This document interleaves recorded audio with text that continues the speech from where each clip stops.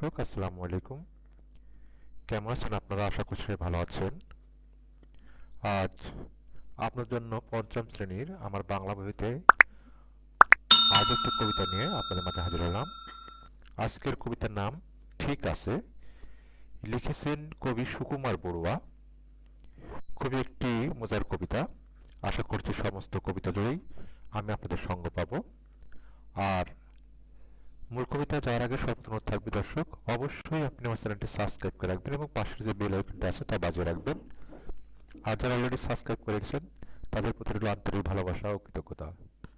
তো চলুন কথা না বাড়িয়ে আমরা মুভিতে প্রবেশ করি। ঠিক আছে। কবি সুকুমার বড়ুয়া। অসময়ে মেহমান ঘরে ঢুকে বসে যান। বোঝালাম ঝামেলার যতগুলো দিক আছে। তিনি হেসে বললেন ঠিক আছে ঠিক আছে। রেশনের পচা চাল, টলটলে বাসি ডাল, থালাটাও ভাঙ্গাচোরা, বাটিটাও লিক আছে। খেতে বসে জানালেন ঠিক আছে ঠিক আছে। মেঘ দেখে মেহমান চাইলেন ছাতা খান। দেখালাম ছাতাটার শুধু কটা শিক আছে। তবু তিনি বললেন ঠিক আছে ঠিক আছে। খুবই চমৎকার একটি কবিতা। সুকুমার রায় মানেই হাসির কিছু তিনি উপহার দিয়ে থাকেন। ঠিক তদ্রূপ ঠিক আছে কবিতাও একই রকম। আমি কবিতাটি আবার পড়ছি, আপনারা ঠোঁট মেলে নিতে পারেন। ঠিক আছে। সুকুমার বড়ুয়া। অসময়ে মেহমান ঘরে ঢুকে বসে যান।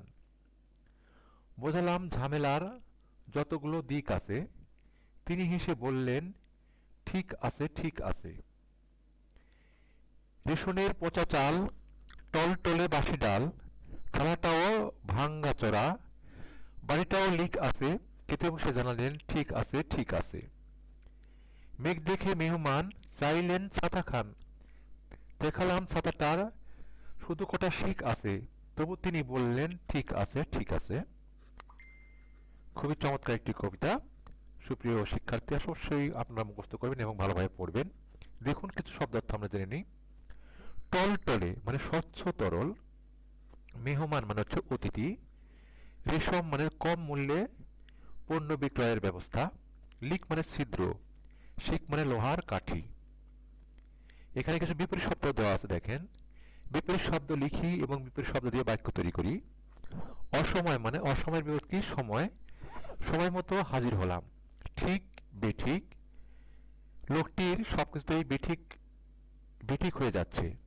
হেসে কেঁদে, তার কথায় আমি না কেঁদে থাকতে পারলাম না। পচা পচা ভালো বা খাঁটি, এরকম পচা ভালো। ভালো একটা বাক্য তৈরি করে দিবেন এখানে, যে লোকটি অনেক ভালো। ঢোকা, ঢোকা মানে হচ্ছে ভিতরে প্রবেশ করা। আর আরেকটা হচ্ছে বাহিরে, বাহিরে যাওয়া। মামুন বিশেষ কাজে বাহিরে গেলেন। এভাবে আপনারা এই যে শব্দ আছে তার বিভিন্ন শব্দ অর্থ এখানে লিখবেন এবং একটি করে বাক্য তৈরি করবেন। এবারে কিছু প্রশ্নের উত্তর আমি আলোচনা করছি। প্রশ্নের উত্তর বলি ও লিখি। মেহমান সব কথাতেই কি বলেন? মেহমান সব কথাতেই বলেন ঠিক আছে ঠিক আছে। লোকটির সংসারে কি কি ঝামেলা আছে? লোকটির মনে হয় অনেকগুলো ঝামেলা আছে, যেমন তার চাউলগুলো ভালো না, তারপর তার বাটিটা ভালো না, ডাল সেটাও পাতলা ডাল, খেতে কিছুটা বিষাদ। তারপরেও মেহমান বলছে যে সবই ঠিক আছে ঠিক আছে। কবিতাটা পড়তে কেন মজা লাগে?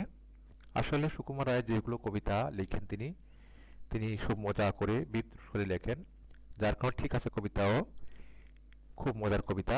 এই কবিতাটিতে একজন মেহমানের চরিত্র নিয়ে কথা বলা হয়েছে, কিন্তু মেহমান ছিল নাছোড়বান্দা। হাজার সমস্যার কথা বললেও মেহমান কিন্তু তাকে তার বাড়িতে খেতে বসছে এবং খাওয়া দাওয়ার পরে তিনি বাড়ি চলে গেলেন।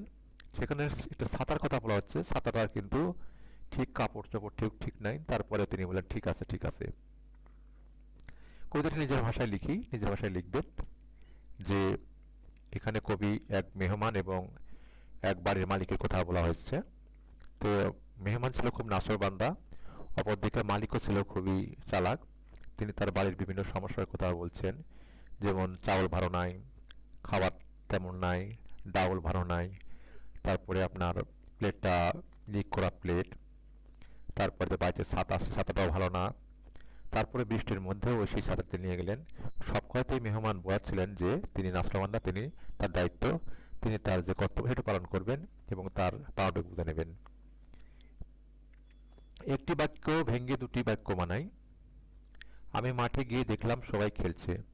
আমি মাঠে গেলাম, দেখলাম সবাই খেলছে। আমি এতবার বোঝানোর পরেও তিনি আমার কথা শুনলেন না। আমি এতবার তাকে বোঝালাম, তারপর তিনি আমার কথা শুনলেন না। তিনি ঘরে ঢুকে কিছু খেতে চাইলেন। তিনি ঘরে ঢুকলেন, তারপর কিছু খেতে চাইলেন। আমার কথা শুনেই তিনি চলে গেলেন। আমার কথা শোনার পর তিনি চলে গেলেন। তিনি খেতে বসে জানালেন সব ঠিক আছে।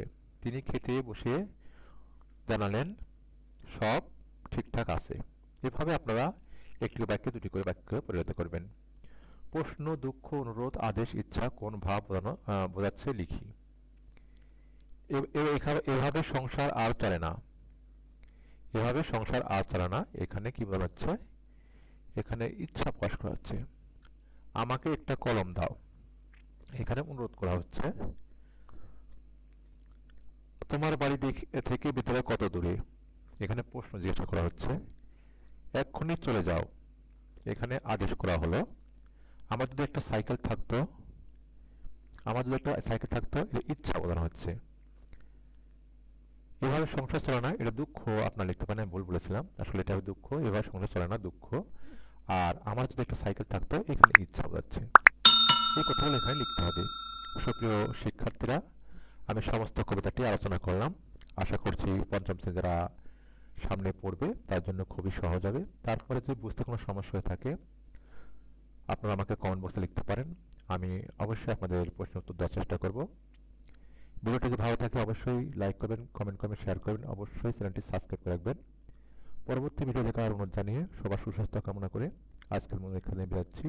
আবার দেখা হচ্ছে অন্য কোনো ভিডিওতে। সে পর্যন্ত সবাই ভালো থাকুন। আল্লাহ হাফিজ।